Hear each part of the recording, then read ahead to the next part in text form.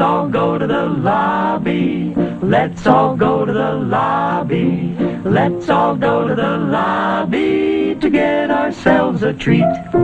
Hey, let's do a top 10 movies of 2012, or to be more accurate, 10 movies that Sean remembered watching from that one year where people thought we were all going to die. I usually do top 5s, but lo and behold, there's actually a decent amount of movies I feel like talking about. So, here we go. Number 10. Haywire. Okay, this is probably going to be one of the movies that makes my list unique, but I'm not saying that this movie is any sort of masterpiece. The story is a bit convoluted and almost non-existent, but if there's any reason to watch this movie, it's because of the fight scenes. They cast a real fighter for the lead role, and what follows are some of the best hand-to-hand combat scenes I've seen this year, and the movie also has some really good music. Number 9. The Cabin in the Woods. We have a movie that pretty much deconstructs the horror movie genre, and by the end, it says, okay, let's go balls out crazy.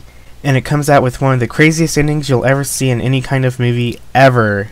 The end. Number 8. Argo. Pretty much every year, I put one movie that's a nominee for an Oscar just for street cred, and while it's highly unlikely that this movie is going to win, it's still one of the most engaging movies. Based on a true story, it's about helping prisoners escape by what else? Making a third-rate Star Wars movie. A plan that's so crazy that you just know it had to work makes for one good movie. It also features people that will excite some who know about movies and geek culture more than I do. Number 7. The Raid.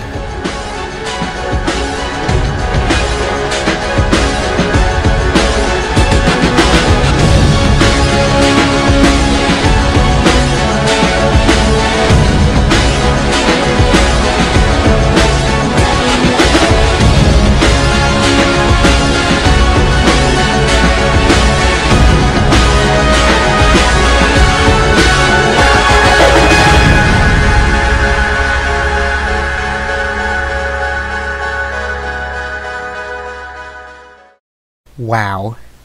Number 6. The Pirates, Band of Misfits. Every top 10 movie list needs at least one animated feature, and while I thought Wreck-It Ralph and Paranorman were definitely great movies, I'm going to go with the one that you probably didn't see, even though you should, because it's a fun and clever little movie. This is probably Aardman's most kid-friendly movie, but it still packs the cleverness and charm that we've come to expect from these guys. Featuring pirates who don't do anything, with probably some of the most gags that hit you over the head just for kids, the movie also features a lot of subtle jokes. Either way, it's an extremely funny and touching movie, and if that doesn't sell it for you, then it also has David Tennant playing Charles Darwin.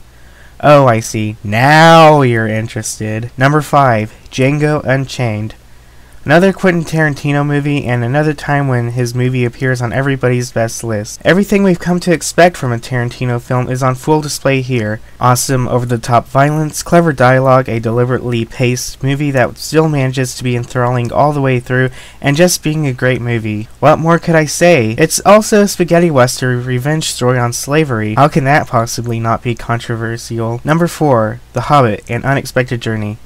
Hey, it's finally here, and guess what? It's awesome. The dialogue is fun and clever, the action scenes are really inventive, and it's just a fun movie to watch overall. I've heard a couple of people say, well, it's not as good as the Lord of the Rings movies, and to those people I just have to say, shut up.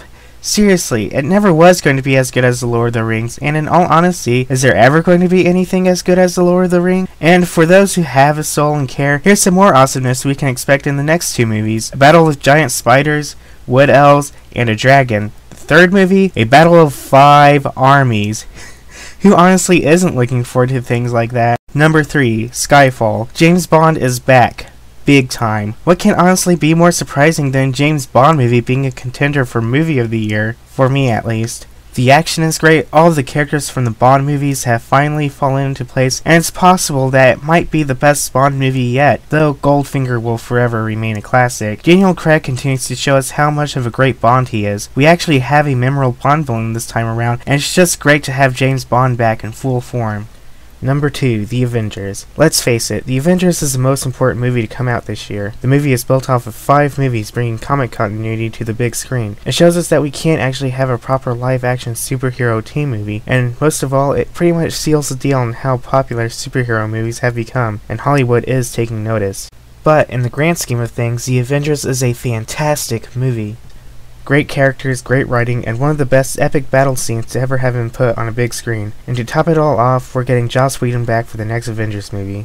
Life is good. Number 1, Moonrise Kingdom. You know, every time Wes Anderson makes a new movie, the list I'll probably make is probably going to be another, hey, Wes Anderson made a new movie.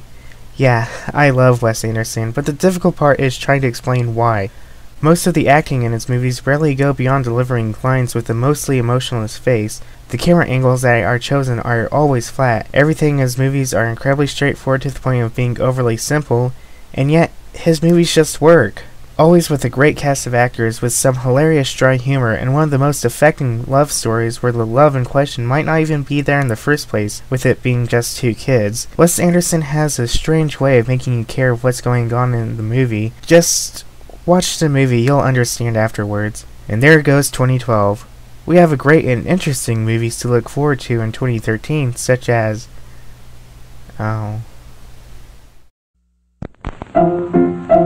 Let's all go to the lobby. Let's all go to the lobby. Let's all go to the lobby to get ourselves a treat.